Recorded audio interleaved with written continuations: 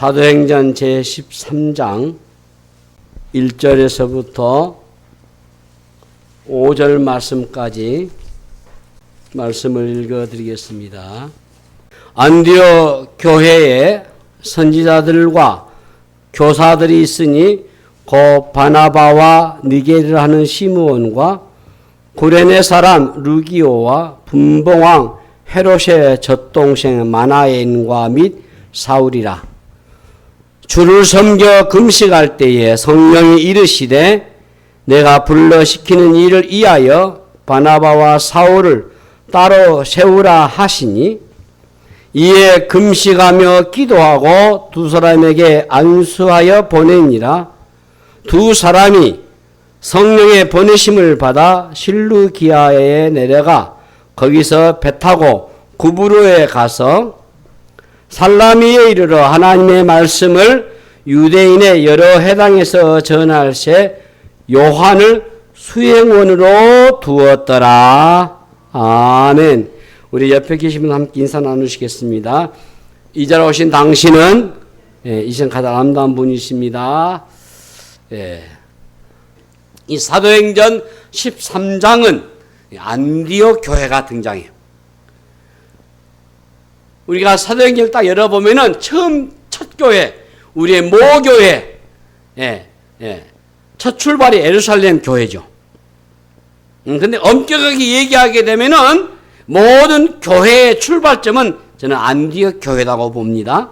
왜냐하면은 사도행전 1장 8절에 오직 성령이 너에게 임하시면 너희가 권능을 받고 예루살렘과 온 유대와 사마리아와 땅 끝까지도 내 증인. 여기 땅 끝은 사바나, 그 당시에 스페인, 지금의 스페인입니다. 이 땅 끝에 선교의 시작 지점이 안디옥 교회예요. 안디옥 교회는 오늘날 우리 교회의 모델로서 손색이 없는 교회죠. 안디옥 교회와 예루살렘의 교회는 대조할 수 있어요. 대조적입니다. 예루살렘 교회는 우리의 첫 번째 교회고 모교고 본교고 그러면서도 유대주의적인 사상, 유대교의 전통에서 자유롭지 못했어요. 그리고 인종과 문화와 그 장벽에 갇혀 있었어요. 그래서 예루살렘 교회는 이방인들과 섞어가지고 공동체를 이룬 일에 한계가 있었다 그 말이죠. 그러나 안디옥 교회는 유대인들과 헬라인들이 섞여 있는 최초의 교회입니다. 인종의 벽을 넘어가지고 그리스도 안에서 하나의 정체성을 가지고 있어요. 이 13장부터 사도 바울의 1차 선교 여행이 시작됩니다. 드디어 이방 선교의 문이 열리게 된 거죠. 이 예루살렘 교회는 여러 계층의 사람들이 함께 모여 있어요. 자, 1절 보시면은 안디옥 교회에 선지자들과 교사들이 있으니 그 바나바와 니게르라 하는 시므온과 고레네 사람 루기오와 분봉왕 헤롯의 젖동생 마나엔과 및 사울이라. 아주 중요합니다. 안디옥 교회 구성원들이 여기 소개되고 있어요. 이들은 선지자들과 교사들이 다 있어요. 자, 무엇을 의미합니까? 이 안디옥 교회에 하나님의 말씀을 전하는 지도자들이 많이 있었다 그 뜻이고요. 이건 우리가 좋은 교회를 세우는 데 중요한 요소입니다. 교회는 가르친 일을 해야 돼요. 그 가르치는 목사와 교사에 주셨거든요. 가르치셔야죠. 그리고 여기 다양한 사람들이 나오죠. 자, 바나바는 키프로스에서 온 흩어진 유대인입니다.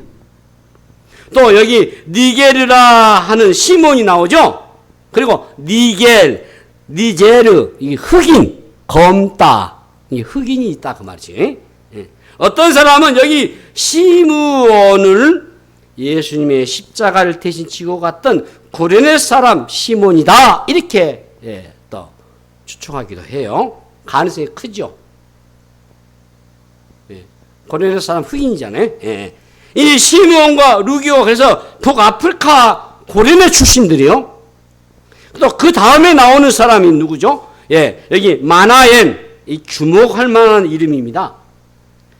그는 누구냐면은 분봉왕 헤롯의 젖동생 헤롯 안티파스의 이복 형제입니다. 이 헤롯 안티파스가 세례 요한을 죽였잖아요. 예수를 죽이는 일에도 가담했던 사람이죠. 그런 자가 이복 형제가 하나님에게 돌아왔다. 아주 놀라운 일이죠. 예루살렘 중심의 순수한 유대인들로 이루어진 공동체와는 전혀 다른 분위기입니다.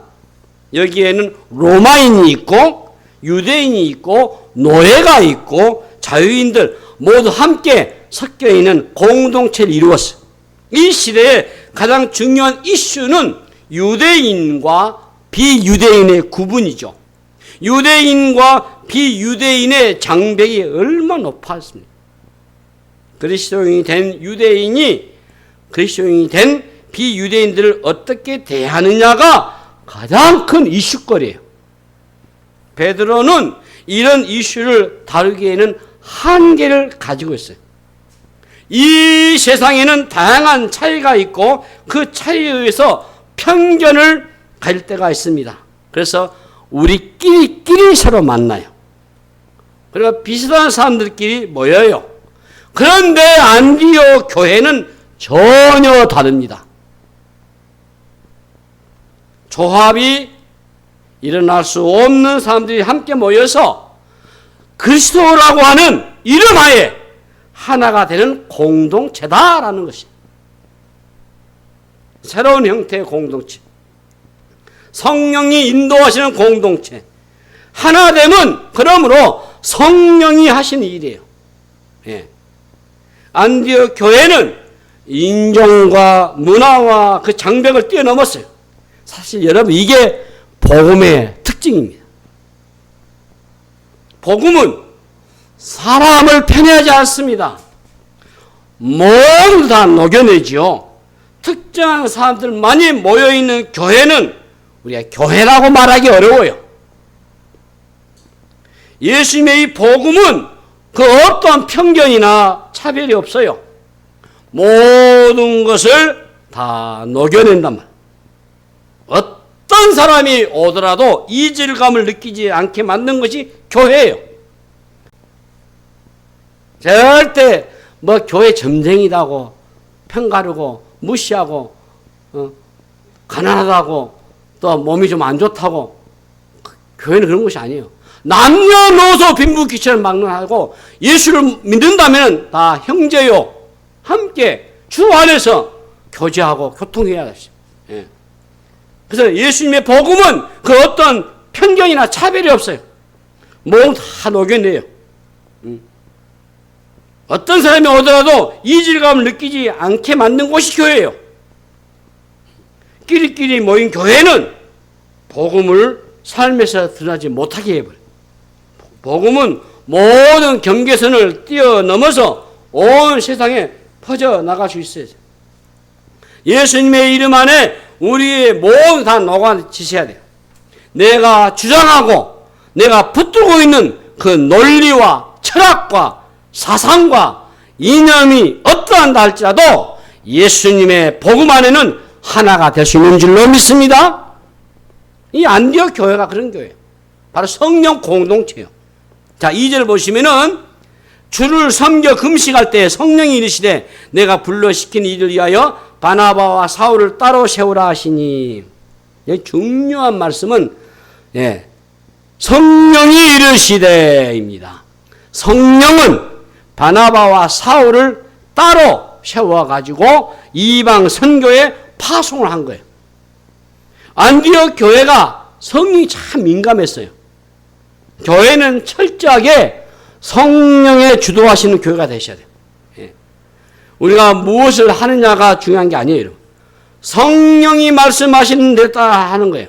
성령으로 시작해가지고 성령으로 끝을 내셔야 돼요. 여러분 신앙생활을 그렇게 하셔야 돼요. 가장 중요한 것은 성령이 말씀하신 것에 귀를 잘 기울이셔야 돼요. 성령님이 사람들을 부르시고 세우셔요. 요한복음 20장 21절 보시면 예수께서 또 이르시되 너에게 평강이 있을지어다 아버지께서 나를 보내신 것 같이 나도 너희를 보내노라. 여기 나도 너희를 보낸다 이 말은 성령을 보냈다 그 말이요. 예수님이 십자가에서 죽으시고 그 장사 지내셨잖아요. 그 사흘에 부활하셨어요. 부활하시고 나서 한 40일간 계시다가 예수님이 승천하셨습니다. 하늘 올라가셨어요. 그리고 오순절, 그 올라간 지 50일째죠. 오순절날. 승천하신 지 10일 후에 성령이 강림하셔요. 그 성령이 내주하셨다. 예수님 다 오셨다. 예수님이 오신 거 아니고 성령을 보내셨다. 그 말. 그때 성령이 사도행 2장에 모든 믿는 자에게 충만하게 임하셨다.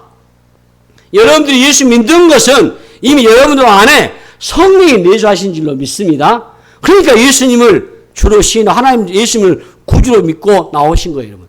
하나님을 아버지라고 내 입술로 고백하고 그게 여러분 자의가 된 것이 아니고 여러분들 안에 하나님의 성령께서 역사하시니까 그 믿어지고 그게 가능하단 말이죠. 예? 하나님이 적재적소에 사람을 이처럼 보내셔요. 내가 은혜 받았다고 한 게 아니고 성령이 말씀하시고 성령이 역사하셔야 돼요. 자, 하나님의 부르심이 없이 떠나면 곤란해요. 자, 여기서 우리가 선교사들을 많이 볼 수 있잖아요. 성령이 인도를 받을 때 우리가 주의할 것이 있어요.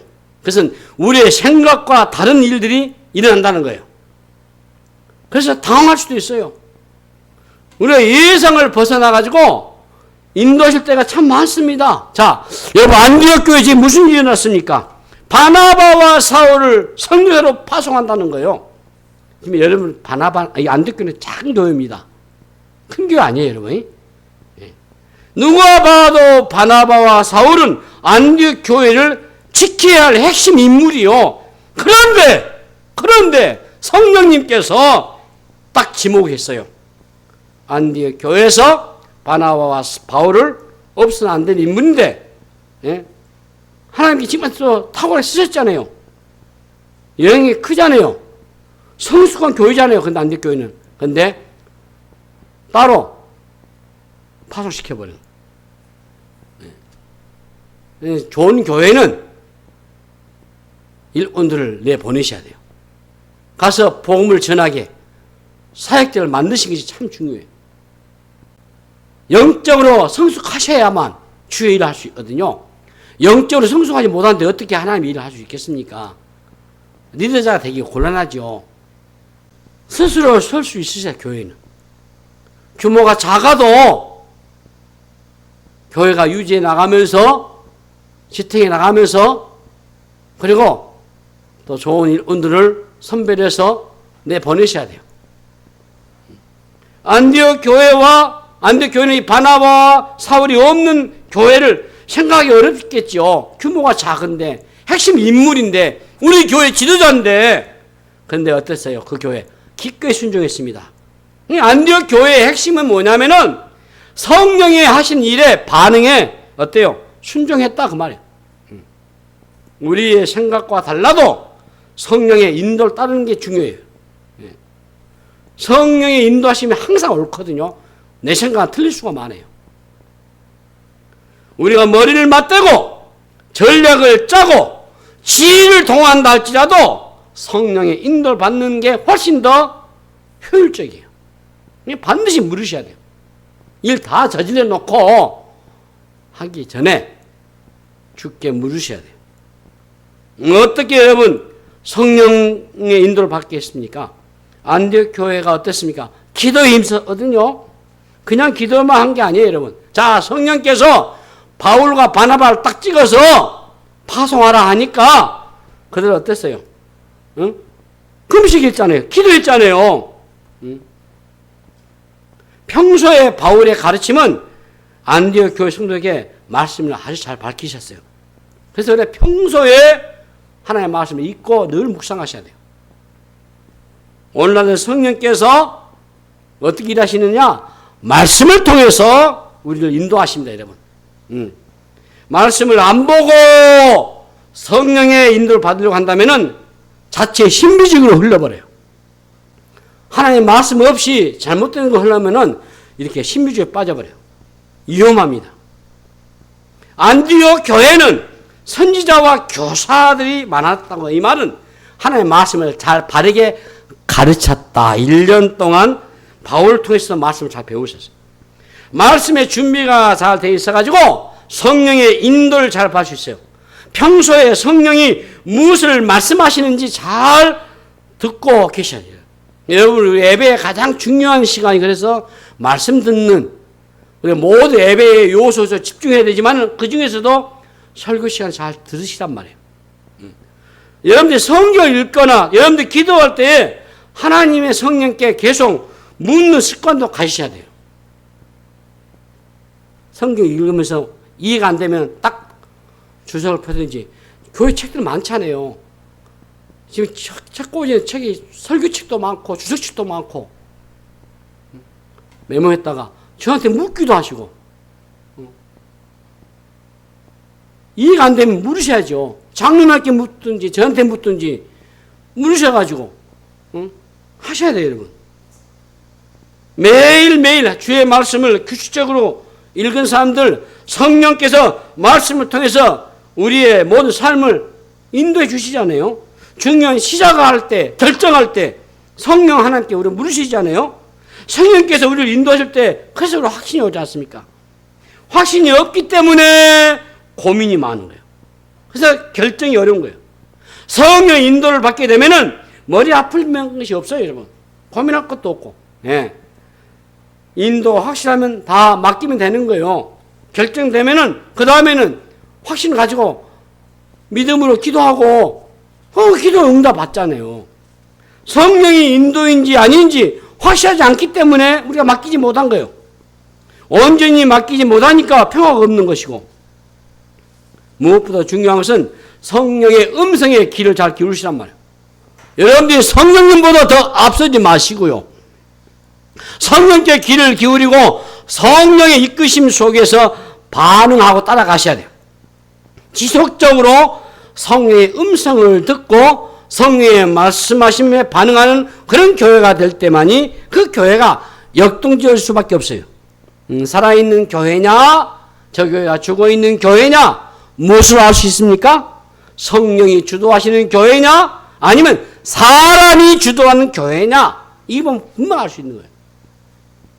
성령의 인도하심에 적극적으로 반응할 때 그 교회가 역동성이 있는 거예요. 그래서 안디옥 교회가 어떻습니까? 기도는 공동체이죠. 3절 말씀 보시면 답이 나와요. 이에 금식하며 기도하고 두 사람에게 안수하여 보내니라. 안디옥 교회가 금식하고 기도했다고 하는 것은 참 중요합니다.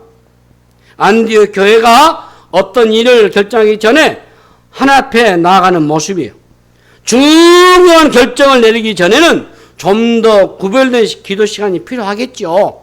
성급함은 신앙의 적이잖아요. 서두르면 안 돼요. 반드시 좀 늦더라도 기도하고 생각하세요. 예. 잠깐 중단도 필요하세요. 멈출 필요가 있어요. 하나님의 인도를 받고 나아가도 결코 늦지 않습니다. 우리가 선택하고 결정한 게 아니고 하나님의 인도를 받는 삶이 아주 중요한 거예요. 그 중에 눈에 띄는 것이 금식입니다.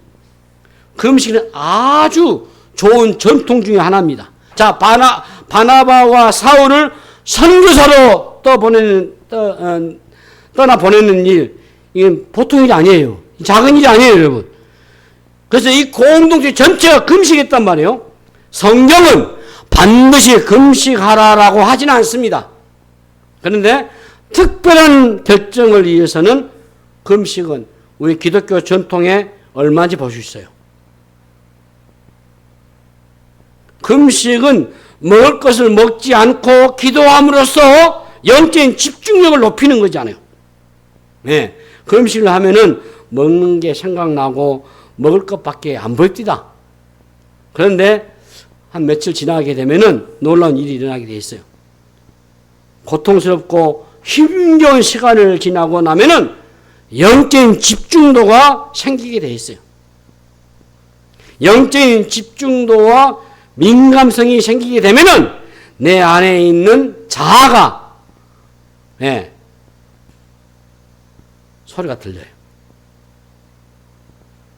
그리고 얼마나 내가 이기적인가, 내가 얼마나 탐욕적인 인간인가가 볼 수 있어요. 자기 자신을 면밀하게 볼 수 있다 그 말이에요. 여러분, 우리가 기도할 때 사실 우리가 기도 내용을 보면은 이기적인 기도가 참 많아요. 저부터가 그렇습니다. 하나님 뜻보다는 내 뜻을 추구할 때가 많아요. 이기적인 사람들이 모인 공동체는 이기적인 공동체가 될 수밖에 없어요. 우리 예의에 다른 것을 생각하지 못합니다.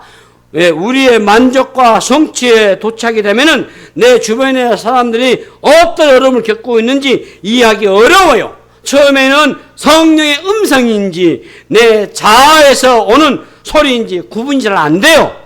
그런데 금식을 통해서 자기 욕구를 줄입니다. 그리고 내 자아가 죽어나갈 때에 정직하게 주의 음성이 들려올 때가 있어요. 안디옥 교회는 자기의 소리를 죽이고 성령님께 반응함으로써 이 바나바와 바울을 파송하는 일에 순종했다 그 말이에요. 성령이 하신 일이죠. 그래서 안디옥 교회는 규모는 아주 작은 교회였지만은 선교 공동체였어요. 바나바와 바울을 파송했어요. 그래서 안디옥 교회는 흩어지는 교회였습니다. 이방 땅을 향해서 기꺼이 내어놓았어요. 안디옥 교회의 순종은 우리 기독교로서의 대전환점입니다, 여러분. 안디옥 교회가 없었다면은 오늘 우리는 이 영광의 복음을 받을 수가 없었을 겁니다. 교회가 생길 수가 없어요. 여러분, 성령 공동체는 선교 공동체입니다. 선교가 성공하려면은 이 성령의 이끄심이 있어야 돼요. 네. 우리의 열심이 아니고, 그래서 선교라는 게 이게 철저하게 하나님이 주도하셔야 돼요. 자, 4절 보시면은, 두 사람이 성령의 보내심을 받아 실루기아에 내려가 거기서 배 타고 구브로에 가서 이렇게 됐어요. 예, 성령에 전적으로 순종하는 교회였다 그 말. 안디옥 교회는 오늘날에도 여전히 선교적인 교회의 모델이 되죠. 그래서 안디옥 교회는 모으는 교회가 아니고 흩어지는 교회였다. 전통적인 교회의 특징은 모으는 것이 초점 맞추거든요. 근데 안디옥 교회는 출발부터 달라요. 예. 모으는 데 초점이 있지 않습니다. 흩어지는 데 초점이 있어요. 예수님의 지상 명령에 순종하는 교회였어요. 자, 마태복음 28장 19절 20절. 그러면 너희는 가서 모든 민족을 제자로 삼아 아버지와 아들과 성령의 이름으로 세례를 베풀고 내가 너희에게 분부한 모든 것을 가르쳐 지키게 하다. 벌저다 내가 세상 끝날까지 너희와 항상 함께 있으라 하시니라. 예, 주님의 유언적인 명령이에요. 자, 그동안 소규모적으로만 확장됐어요. 이제는 본격적으로 복음이 확산되네. 처음에는 아주 미미했어요. 자, 안디옥 교회에서 시작했는데 300년이 지난 로마가 기독교가 역사에 일어났잖아요. 예. 로마가 300년 만에 기독교 공인해 불잖아요. 자, 무엇을 말해줍니까, 여러분? 복음의 능력이 얼마나 강력한가. 우리나라는 지금 올해가 140년입니다. 선교 복음이 들어온 지가. 이게 체계적으로 들어온, 이제 우리 역사 쭉 보면은 사실 영조 다음 정조 때부터 이제 중국으로도 가고 어디로 가고 그래가지고 여러 가지 이제 학문이 들어와요. 예. 그래서 이쪽에 우리 강진, 완도, 유배했던 이 다산 정약용 선생 그 형제들 다 이런 신문학을 받을 때 이 예수교를 받은 거예요. 다. 근데 그게 그 당시는 이제 잘못된 것이었고 표적이 되었고 그래서 많은 사람들이 죽었고 그랬잖아요. 기독교 복음이 처음이고 한국에 들어올 때도 마찬가지예요. 우리 조선에 들어올 때도 우리는 좀 특징이 다릅니다. 여기에 이제 언제 한번 저 기회 되면 설명하겠습니다만은 우리나라는 다른 나라와 달라요. 다른 나라에 복음이 드러난 거 우리나라는 아주 특이한 것이 많아요. 가까이 일본만 보더라도 일본 우리보다 100년 더 빨라요. 200년 더 빨라요. 예. 그럼 우리는 폭발적인 역사가 일어났거든요. 여러분, 교회가 무엇입니까? 교회가. 오늘날 우리의 교회가 위기를 맞고 있다고 하잖아요. 궁극적이고 본질적인 질문에 우리가 답을 제대로 하셔야 교회가 역사 속에서 하나님께 반응하고 있는 살아있는 그런 교회로 존재할 수 있는 게 아니에요. 하나님에게서 사랑을 제거할 수 없잖아요. 하나님이 스스로 선교의 주체가 되시고 교회는 하나님의 선교에 동참하기 위해서 부름받았고 다시 세상으로 보냄을 받는 존재가 교회 아닙니까? 교회에서 선교하지 않으면 되겠습니까, 여러분? 자, 1세기에 교회가 없었잖아요. 복음을 전하는 것이 먼저예요, 그러니까. 사람이 모여서 교회가 된 것이죠. 그래서 이 선교와 교회가 분리될 수 없는 거예요. 전통적인 교회론에서는 선교보다도 교회가 훨씬 더 강조됩니다. 물론 전통 모델로서의 교회도 선교를 하겠죠. 그러나 선교가 하나의 선택에 불과했다고 하는 거예요. 이 선교적인 교회와 전통적인 교회는 전혀 다릅니다, 여러분. 모이는 교회만 강조하고 있는 이 전통적인 교회는 어쩔 수 없이 모여야 되니까 교인 중심으로 흘러요.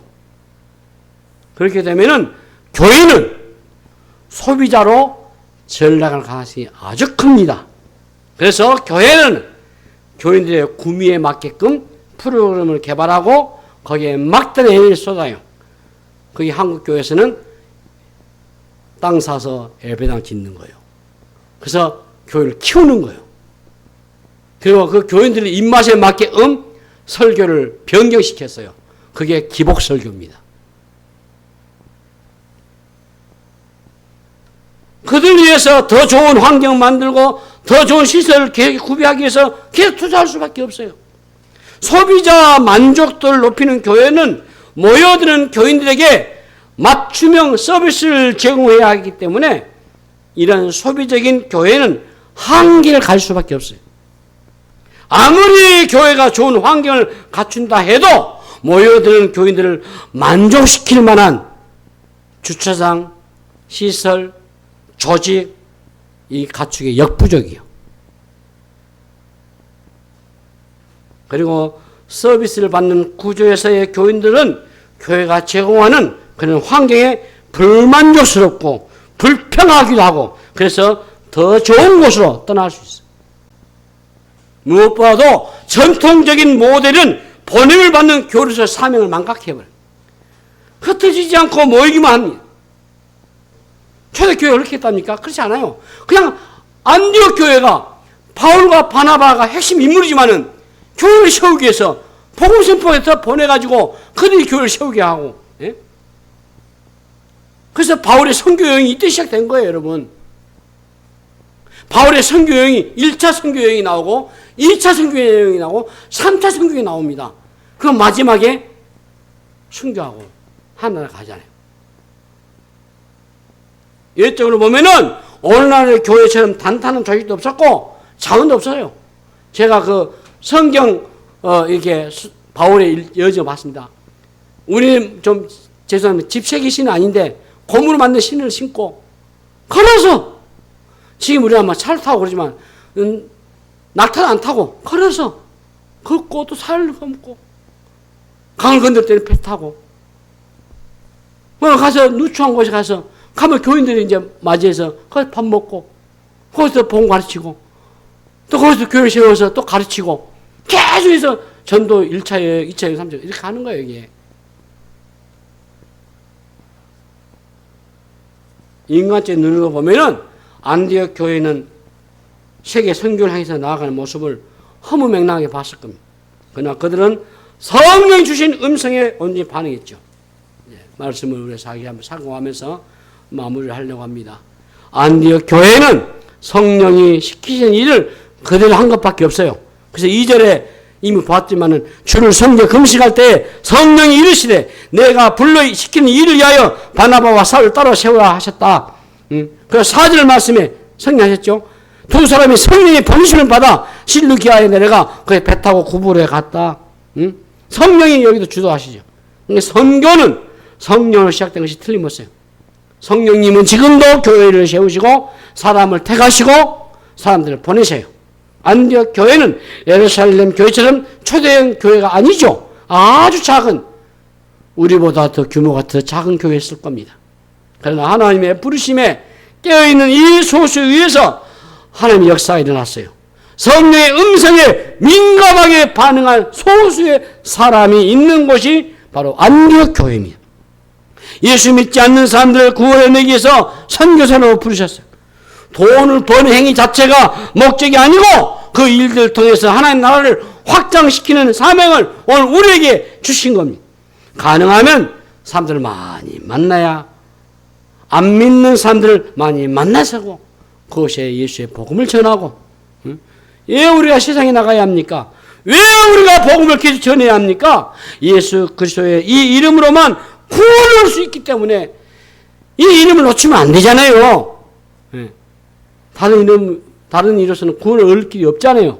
하나님께서 오늘 또 성경을 통해서 우리에게 말씀하시고 땅끝까지 이 영광의 복음을 전하고 하십니다. 하나님께서는 우리의 삶을 통해서 예수 그리스도의 십자가, 이 피 묻은 이 복음을 증거해서 구원에 이르게 하시고 하나님의 나라를 확장하는 일에 오늘 저와 여러분 모두를 부르신 줄로 믿습니다. 가라는 명령에 그 누구도 죄된 사람이 없다는 사실을 꼭 여러분들이 기억하시고 예수님의 십자가 복음을 전하는데 힘쓰는 우리 교회와 저희 여러분 다 되시기를 주님의 이름으로 축복합니다. 하나님 우리 아버지 은혜를 감사합니다. 오늘도 주의 말씀에 의지해서 위대한 출발점을 우리가 보았습니다. 우리의 안디옥 교회를 보았습니다.